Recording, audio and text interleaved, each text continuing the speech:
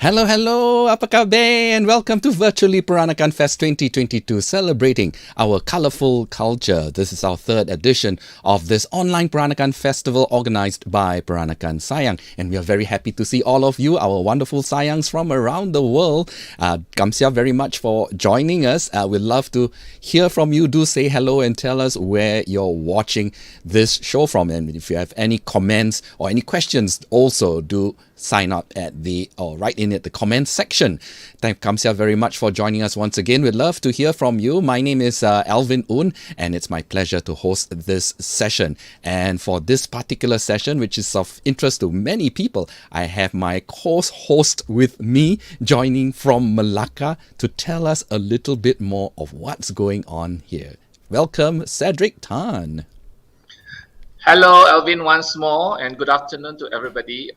We are on this very special topic, a very colorful one indeed. We're going to talk about the Kebaya, and as you all know, that Malaysia is spearheading the effort to induct the Kebaya into UNESCO Intangible Cultural Heritage representatives list of humanity. So I've been acting as a consultant for the Malaysian government, and along the way, of course, this name will pop up because she is a very familiar face, especially when we talk about embroideries, anything about fabric, and also about Peranakan culture. And she is also currently the curator of the Penang Peranakan Museum, and also the deputy president of the Straits Penang Chinese Association. So let's not waste much time. I'd like to invite our special guest today, Nyonya Lillian Tong, all the way from Penang. Hello, Lillian. Hello. And welcome everyone to the show. Wow, so nice to have you. And you have something very special for us this afternoon. And I'm sure everybody is looking forward to this presentation of yours on the splendor of the Nyonya Kebaya. Yes, and it is so wonderful with technology that Alvin can be hosting in Singapore with the Malacca Baba, and here I am in Penang. So yes, this is a straight settlement show. All over the world. Yeah. Okay, over to you. Okay, we can start. Okay, so thank goodness we have Peranakan Fest 2022, starting from the time, I think, by COVID, during COVID time. And it was Alvin who actually gave us this show. So we were entertained while we stayed home. And my name is Lillian Tong, and I'm the Museum Director of Penang Peranakan Mansion, as well as the Deputy President of the State Chinese Penang Association. So, the splendor of the Nyonya Kebaya. Now, when people look at women like this in a photo, what do they think? They actually, Kebaya actually characterized the Baba Nonyas. So when they look at that, they say, Nyonya. And the evolution of the Kebaya is interesting. And why I am doing this talk is because, like Cedric said, we are writing the dossier for the Kebaya to be listed as the UNESCO Intangible Cultural Heritage. And actually, the countries that are in joining for this originally was Malaysia, Singapore, and Indonesia. But I just heard from my Heritage Commissioner and from the Singapore Heritage Board that now only Malaysia, Thailand, Brunei, and Singapore is in it. Yeah. So let's see how from Baju Panjang to the new Nyonya, the new Nyonya. So originally, the Straits Chinese, they wore the Baju Panjang. And the Straits Chinese, for those of you who are not from the community, but from the world and listening in, we are descendants of early Chinese men as far back as 200 BC. Intermittently, they came over and for trade, to escape poverty and war, for adventure, for a new life. And they settled in the Nusantara region. And then they married the local women of the region. So they started then a new community that is very unique. So while we are Chinese, look, we pakai kebaya. And the Malay archipelago was a wonderful place to be in because at that time it was exciting. Um, it was uh, it was just wonderfully situated between the East and the West. It was globalized and it was cosmopolitan. So the Straits Chinese Baba Nyonya Kebaya was inspired, influenced, and impacted by the geography, the fact that we are so blessed to be where we are, and the location and the ethnicity. So there were Chinese men who married their local women, Thai, Burmese, Indonesians, and peoples who came here for trade, for migration, or even diaspora. And of course, at that time, this area was the Maritime Silk Route and uh, the trade and commerce area. And of course, with the coming of the Europeans. So we were the romantic East Indies, that all the ships from Europe and Arabia, they set sail to come to our land. And of course, the Maritime Silk Route was a very romantic period, if we may say, and wonderful, like the Gilded Age, you know. And so ships from the east will come with tea, silks, and porcelains. The main armada of treasure ships brought all these treasures. And of course, uh, previously we all believed that we were descended from the romanticized Hang Lipo, which I believe she did exist and she did marry the Sultan. And that is another story for another time. And of course, the spice trade, where everybody came over here for our spices. And with that, the coming of the Westerners, commerce, conquest, and colonization. And that's what shaped our kebaya. So the earliest kebaya that we have documented are from photos. And so you see the black and white, the ladies there, they are from long ago, and they are wearing what in Penang we call the tengsa, long dress, baju panjang. And here is the modern nonyas still wearing the baju panjang on special occasions like cap gome or weddings if they want to be regal mother-in-laws. So then after that came the tesa, this white dress, white blouse goes under the tengsa, the long dress. And with that, you will see the start of the laces. So these laces were actually Dutch lace or European laces. And because of the trade, they were available here. And then the next slide will show you that they were then used as the kebaya renda, the Burmese style, and the kebaya renda, which is earlier worn by the Dutch ladies. So laces was imported, and then the Portuguese and the English actually taught lace making in schools, in the convents. So actually, Penang, Singapore, and Palembang were the main lace making places. And so while I earlier thought that these laces came from Europe, they were actually made here. And the Nonyas could actually obtain laces from this region.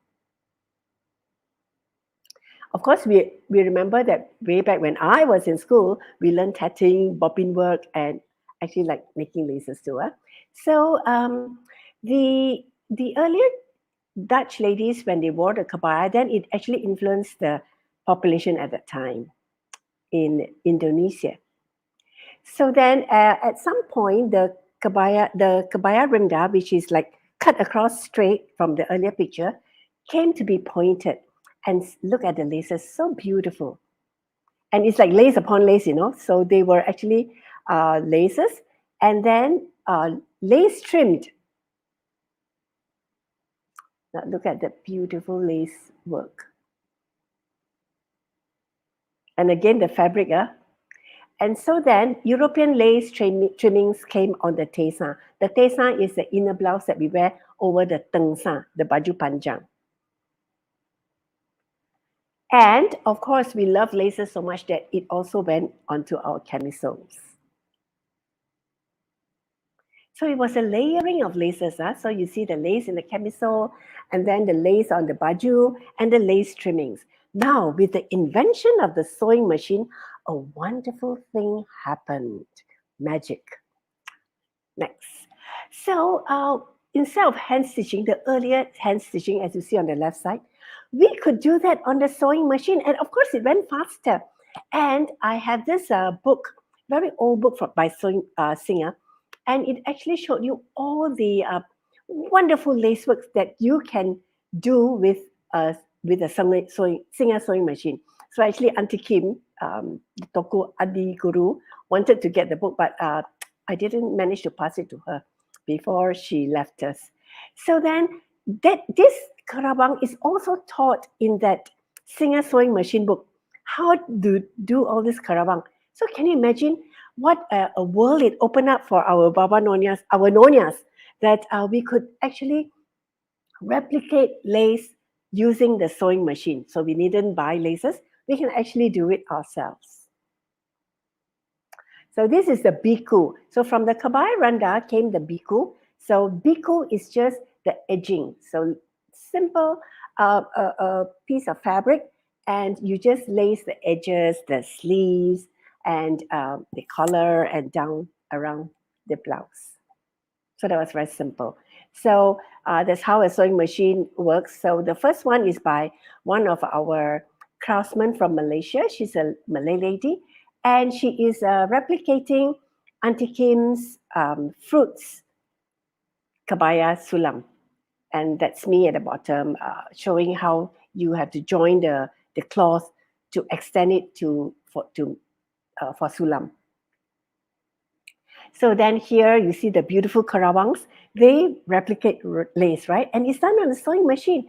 I think that back in those days, it was like a wonderful new invention for the nonyas, like no longer you need to sew with your hands or buy lace to attach to your kabaya. You can actually make it, and look how intricate. All the karawang, the net-like network. So it's difficult to make, but possible. Now, what do nonyas love on their kabaya? So the motifs are strangely, or not so strangely, drawn from the east and the west. And it represents the idea of the nonya's aesthetics. And of course, what is auspicious? We want luck, luck, luck. So we love flowers. But roses actually came because of Victorian England. But of course, on the Chinese side, then you have the peony and even the orchids. The Chinese love orchids because they represent the scholarly gentleman. And we know that in Chinese paintings, they paint orchids and chrysanthemums. And some of the flowers are a bit mixed up. You don't quite know whether they are chrysanthemums or roses or peonies. The next one also, I think, yeah. So look, the heart of the bunga looks like an orchid, and maybe it's an orchid, but then it can be anything. So that was our world, we just we create the new flowers for ourselves. Now this is besides flowers, a bit more rare are the fruits. Now this kabaya that's on your left is done by Auntie Kim, the Toko Adi Guru, and she actually submitted this for a world competition, and she won first prize for this kabaya.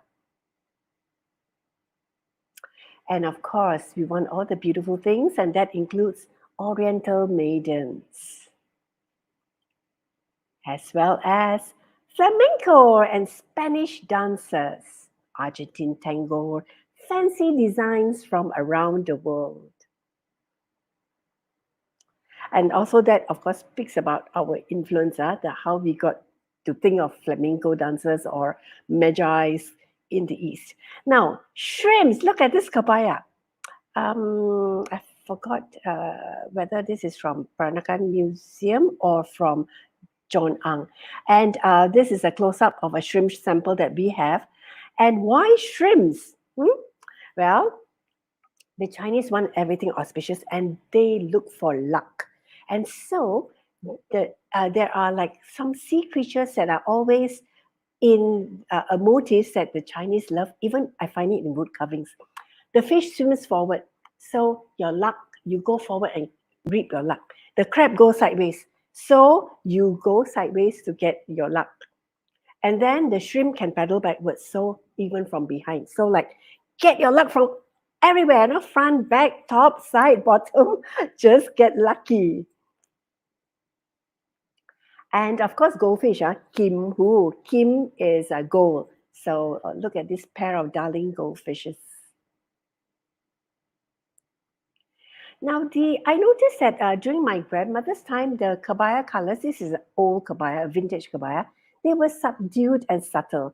Whereas my mother will be wearing something like maybe apple green, but still very light colors. And then when it came to our generation, look what happens. Vibrant colors. We love the colors. And so these are pieces from Jojo Ngau from Indonesia. And actually, we already love these colors, and then he made us covet it more. Now, Kebaya's, the reason why Kebaya is going for UNESCO listing is because the people of Nusantara, the region, we all wear the Kebaya. Even people like us, Chinese supposedly, and they are with us even through our life cycles. Like for example, the one on the left is when you are in mourning, when grandpa or great grandpa passes away, then they have that 3 years of mourning. The first year you wear all black, second year blue, and the third year green, and eventually maybe purple at the end. So this is the second year of mourning. And also the kebaya on the three kebayas, the one on the left would be a mourning kebaya. And also we wear it for, let's see, next. Oh, no, we wear it for weddings. But now we can see the evolution of the kebaya. It is moving forward. Look at the sleeves getting shorter. The kebaya pleated differently. Whereas some people are purists, and I was once a purist and disagree with any changes to the kebaya, but I have since mellowed and changed my stance. So sleeves are shorter, and those days I remember one Baba will always tell me off if I wear my sarongs too high, which because I'm a bit taller, so my sarongs cannot reach down to the ankle. And he will say, this kebaya and this sarong you wear is so short, you are a servant, a maid, because in the kitchen they have to pull up the sarongs and make them shorter so that in the kitchen you get water and in your clogs and all that. So the xiujia, the lady of the house, will wear her sarongs longer because she needn't touch water at her feet. Okay, so now on to further evolution, improvisation, and innovation. So look, this is one thing I noticed that the Indonesians are very much very progressive. So the one on the left is from Indonesia, and then the one on the right is actually my friend Shasha's baju that I took a picture of when I met her at John Ang's exhibition. Next.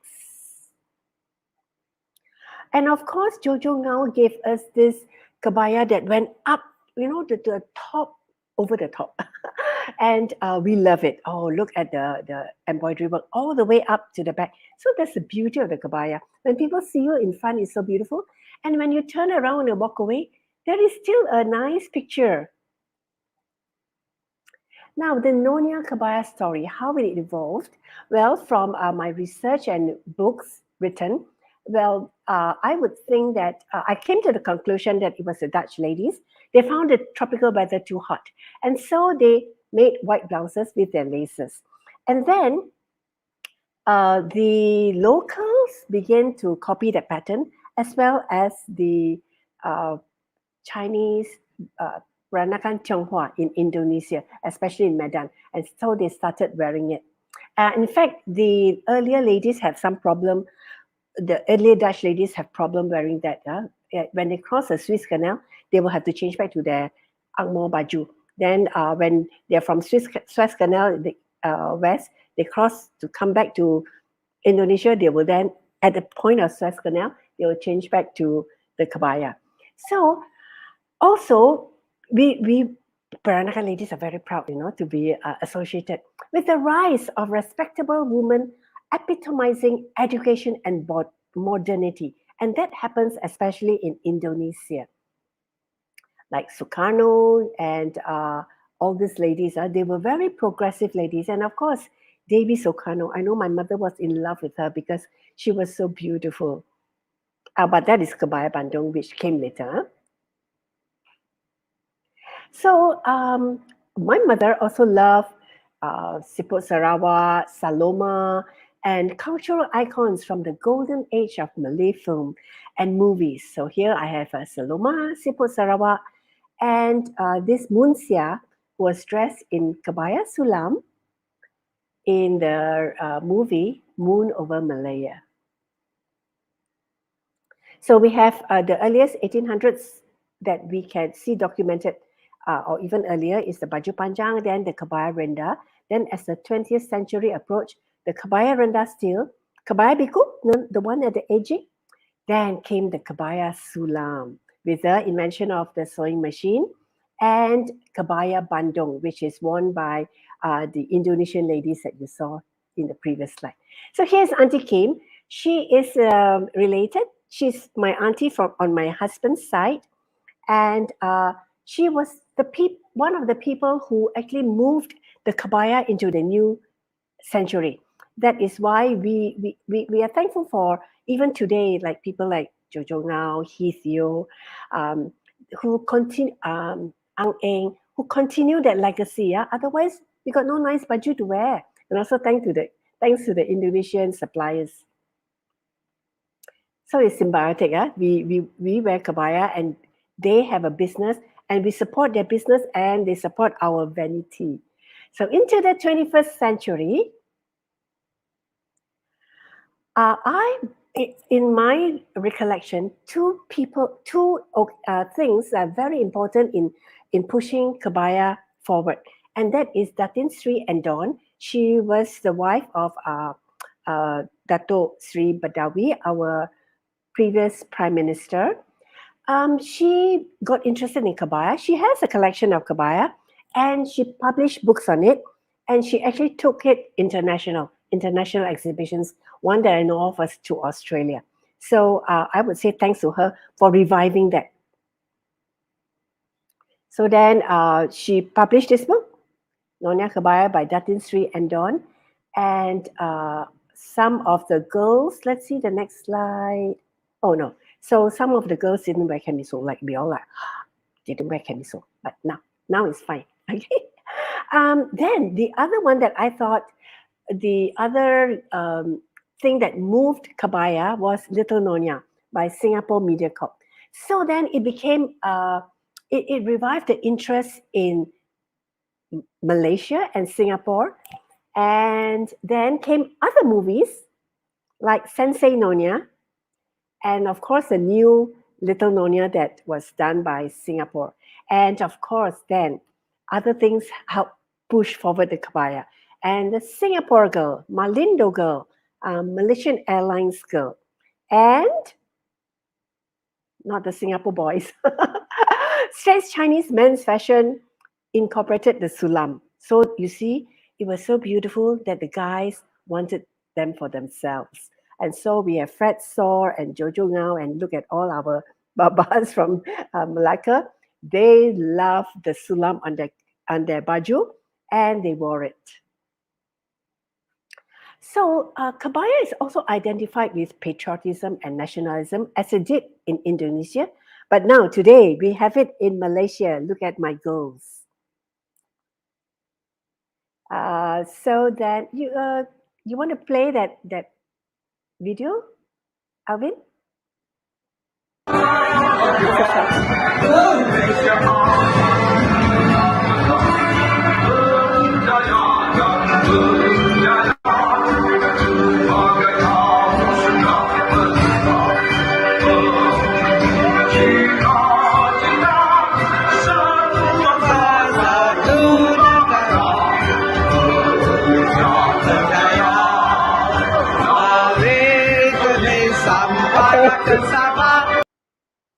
Okay, And of course, Singapore too.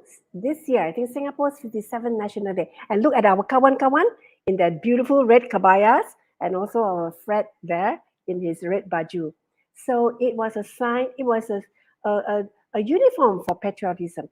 And then, not only that, it went into politics and international diplomacy. And so Sulam Kabayas goes to the White House and was presented to Michelle Obama. So that made us proud, huh? Raymond, you made us proud. And the Queen of Thailand is seen sporting a kabaya, which is why Thailand is now joining us for this UNESCO Intangible Cultural Heritage listing push. Now, thanks to museums like the Penang Peranakan Mansion and the Peranakan Museum of Singapore that highlights kabayas. And also, it went international. This one was a National Museum of Taiwan Literature. I curated this exhibition, which lasted for 6 months in 2019, just before COVID. So they also talk about the diaspora and the costumes that the Nyonyas wore. And just recently, I think the exhibition just ended last month in October. John Ang put up Splendors of the Malay World textiles. And he featured a lot of kabayas. Really beautiful collection he has. So thanks to people like this who kept the interest and the beauty of the kabaya going for this generation. Now, thanks to, I am very proud because my Penang State Government Tourism, they really push for Baba Nyonya, Straits Chinese culture, arts, and fashion. So they took these models to Chengdu, Xi'an, Shenzhen, Guangzhou, Shanghai, even to Hong Kong. And these are Chinese models who are wearing our sarong kabaya. They had difficulty doing the lengang, but they did quite well and they look quite good. In fact, very good. This was one of the proudest moments that I have, and that's the ASEAN-China Belt and Road Convention and Cultural Conference in 2019. So my dancers, the Sang Sang Nyonya dancers, presented a chronology of Baba Nyonya fashion, and we actually combined the Penang Nyonyas with the Chinese girls, the girls from China, and together we did a fashion show. So it was very nice. We were the big sisters, and they were all our little sisters, and we dressed them up. And also the kabaya is thanks to the artists who made the kabaya famous and popular too. And so they are like Alex Leong, May Un, Tan Kek Hoon, and Evelyn Tai. So they painted Nyonyas in kabayas. Now in Malaysia, we have this Kereta Api Sarong on the 16th of September, which is not our national day, but Malaysia Day. And so everyone will wear the sarong kabaya. Look at all these girls, so happy. And there'll be a secret location, and everybody goes on the LRT, and you find out where the secret location is. And then everybody parties in their sarongs. And of course, with it comes the kabaya. So it's a very good revival for the young people. And here we have the Ratu Kabaya, that is beauty queens. Singapore did one just before COVID. And yearly we have this Ratu Kabaya by Bukit Jambu.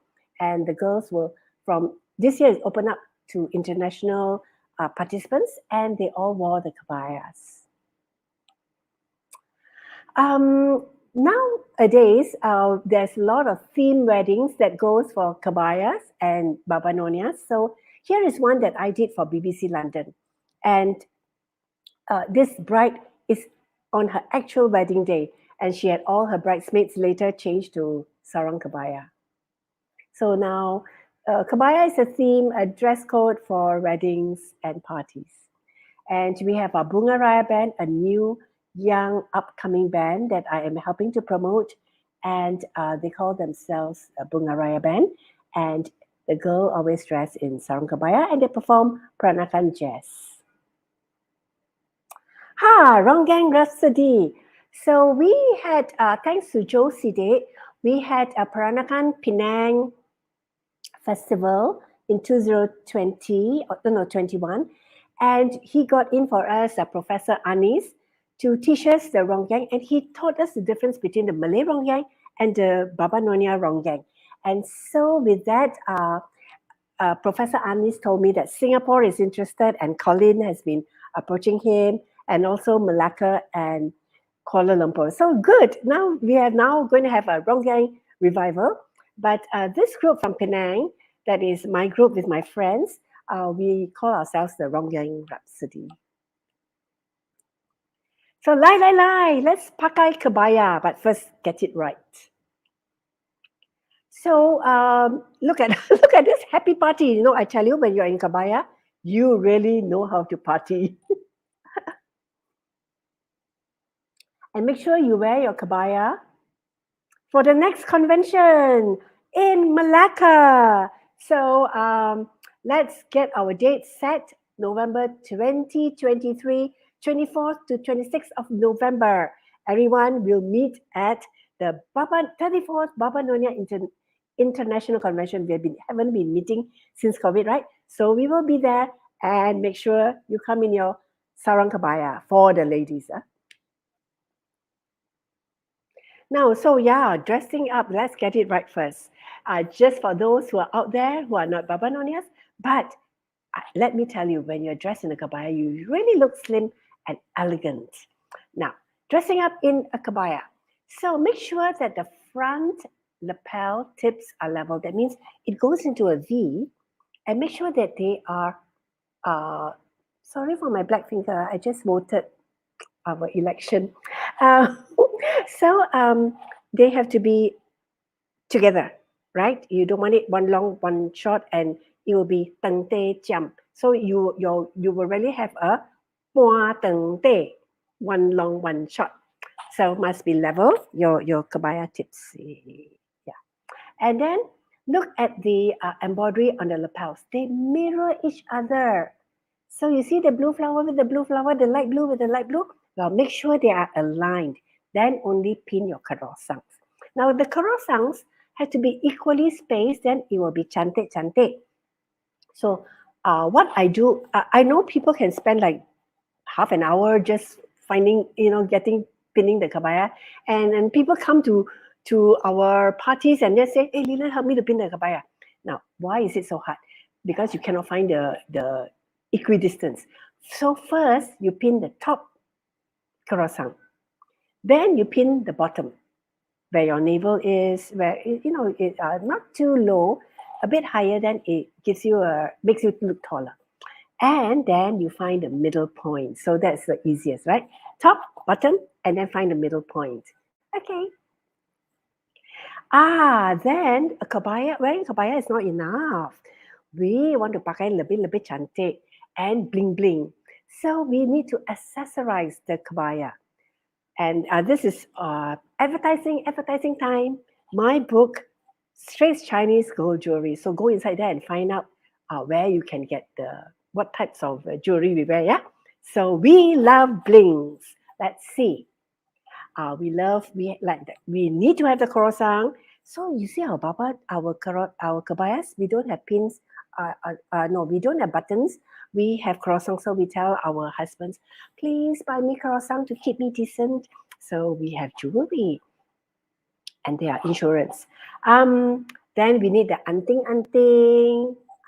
dangle, subang, necklace in Penang, Hokkien we call it liante, bracelets, and chulian, yeah, and chuchi, rings, and tali pinggang, kho tua, okay, and to complete the look, we have our manae, kasut manae, and a little silver mesh purse that I am sure can fit your handphone. I love this picture because one of them sent it back to me, and that's 4 of us. Midori from Japan, and that's me. I don't look the same. I can't even recognize myself. And Lee Sukin from KL, and our Singapore Nyonya. We're just missing one, Malacca Nyonya. So happy in Kebaya. Now, Kebaya is so beautiful and wonderful that now, not only we want to pakai Kebaya, look, revolving turntable tray also want to pakai Kebaya. And the wall hanging also want to pakai Kebaya. And where can you find it? Next. At the Kebaya. So we have Georgetown Heritage Hotels by Chris Ong, the man and the black jacket. So he owns the Georgetown Heritage Hotels and he owns 7 terraces. And that is the dining room, the tengtok of the 7 terraces. We just had the tengtok last week, I think. And he named this restaurant Kebaya. Look, birthday cakes, wedding cakes also want to pakai Kebaya. So let's do it. So now Kebaya towards UNESCO Intangible Cultural Heritage listing. Everyone who is present today, we are part of that. All of us have a part to play.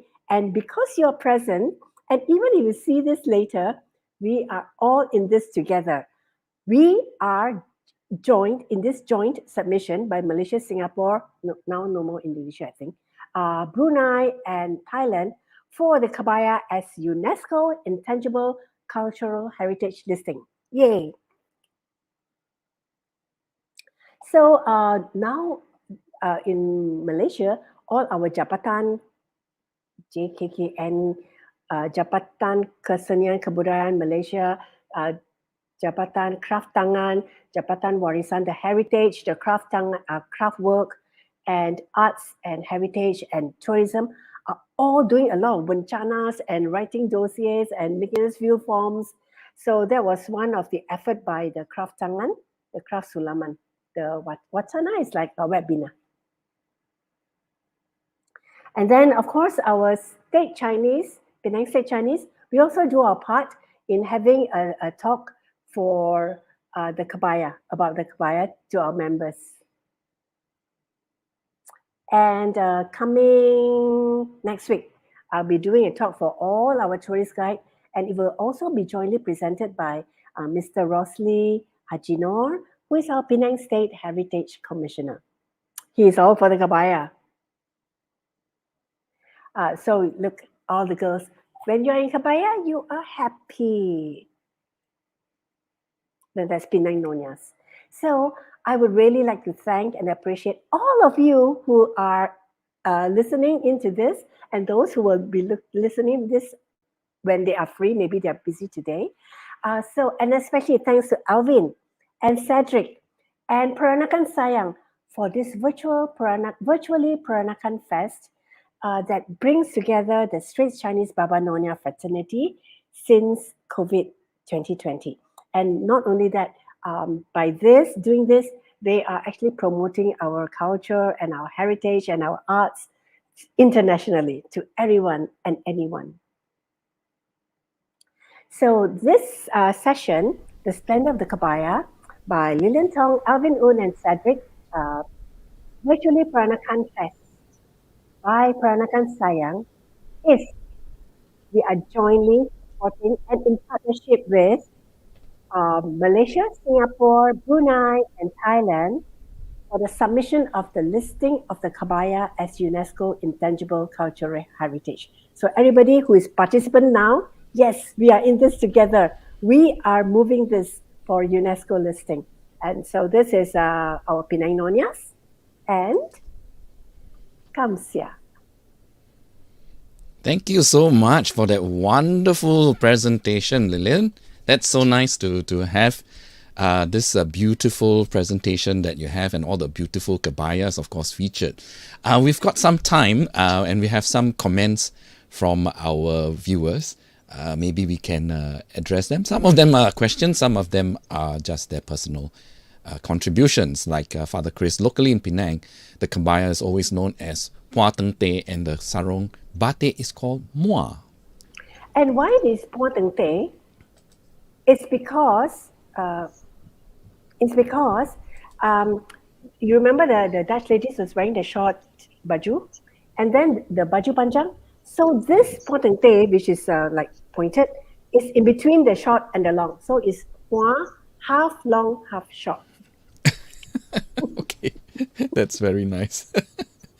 Andy has a contribution as well. He's familiar with the Kebaya embroidery thread, including the robia voile as its unique material. The cultural wear is also from Indonesia, with the Indonesian sarong and kelom gelis, carved wooden sandals. The whole outfit stands well for both casual and daily occasions. Indeed. And some people tell me that, oh, we don't want to wear the kebaya because we cannot get on the bus and cannot get in and out of the car. Nonsense. You just need to just wear it. Because I have done it. I have rode a bicycle. Okay, one time I was sent to Langkawi to do a write-up. And the editor was Chinese New Year and nobody wanted to do it. I know I was sent there because nobody wanted to do it. And he told me, go. It's an adventure. It's a luxury trip. You get to fly helicopter and all that. Not telling me that it was an adventure. So I packed all my sarong kebaya and I had to go on the ATV, on the helicopter, and parasail in my sarong kebaya. Whoa! If there's a will, there's a way. Get on that bicycle. Get on that bus. What can you do with the sarong kebaya? Maybe that's the next series. Cedric, what do you think? Oh yeah, I'm just scratching my head. No. Then we get them to post photographs of themselves. Exactly. Fantastic ways you can wear the sarong kebaya and the things you can do in the sarong kebaya. Yeah, like my good friend Jackie, she has with sarong travels, where she travels around the world and she'll just pose with her sarong kebaya at iconic places around the world. So that's also great, right? I think there's a shop at Tanjong Katong Shopping Centre selling kebayas. Not sure whether it's still there. Well, this is a reference to Singapore, but there are many shops even in town that you can find in Arab Street. Lots of places that you can find the sarong kebaya. Yeah, it's quite. I must say, it's quite getting more places that you can actually find this. Lynn says, "Don't wear cause thinking it's a bit sexy." Sometimes, but love the colors and coming with different designs and corak. Okay, why is it sexy? Because of the shape or because it's a bit translucent? Now, let me tell you how you can go around that. I actually wear my sarong, my kebaya with a bodysuit, like what the Malays wear inside, so that I don't get dark, my arms don't get dark because I am vain. So, so wear a bodysuit inside. And it's good because when you sweat, it doesn't get on the kebaya and it sticks and then it gets limp, So my kebaya still looks fresh, even if I'm sweating. Yes, that's very good advice. Nice suggestion. Yeah, wonderful suggestion. Pauline says, isn't it time to have a 21st century kebaya wedding dress? Wow. Rather than the Qing dynasty kwa that some Nyonya traditionalists still swear by it. I think that's a good idea. But because I think the Qing dynasty kunsa is so fabulous, so ornate, so splendid that I want to wear it. It's so beautiful with the crown and look at the, how romantic the layering, where the bride wears with a beaded veil and then the veil. So the new groom who has never met the bride, first he unveiled the bride and still cannot see her properly, because of all the beads, and then got to open up before he can see her. So the layering of intimacy. But yes, I was attending the Ratu Kebaya, the Miss Beauty Queen thing as a judge. And those ladies are fabulous, right? So I don't want to be like nobody in my sarong kebaya. Then I thought, okay, the next time I'm going in a ball gown sarong. So my kebaya can be like a ball gown and then maybe beads and sequins on my kebaya. Well, I was a purist formerly that kebaya has to be that way, has to be worn with sarong. But and I remember Raymond Wong got into a lot of trouble one Peranakan convention when they showed, or is it Asian Civilization Museum Symposium? He showed his kebaya worn the wrong side round, The V was at the back, and people were saying, no, don't get it corrupt. I was trying to look for that photo, but I couldn't find it. And now I thought, why not? I mean, like, if people like it, it will happen. If not, it will just fade away. And also, like the China Little Nyonya, they actually had little beads and flowers in the collar. And some people were saying, Che, what is this Sala one? But and I thought, why not? If you are the bride and everybody's wearing a plain kabaya, you have to be special. You have to put on your sparklers, your diamantes, and your beads and your flowers around your neck. Then you will stand out as a bride. So that's a good idea. The one who mentioned about the new Nyonya wedding dress. Okay, I think that's Oh, all we the should time. Oh, sorry. we should have a competition. Competition. That's a good idea. Design a wedding dress. Oh, the design of Peranakan The wedding dress. new one. Okay, I think that's all the time that we have. We've got to wrap up this segment. Certainly hope you all enjoyed it. I'd like to say a big thank you to Lillian for really putting in the effort to really push the Sarong Kebaya and all its effort, together with Cedric as well, who's also part of this whole UNESCO listing. And it's really like people like you who really puts the culture there and getting it registered that it is an official culture that we are all celebrating. So thank you very much, Lillian. It was a great presentation. And My of pleasure. course, once again, big thank you to my co-host Cedric Tan with his kebaya. You too.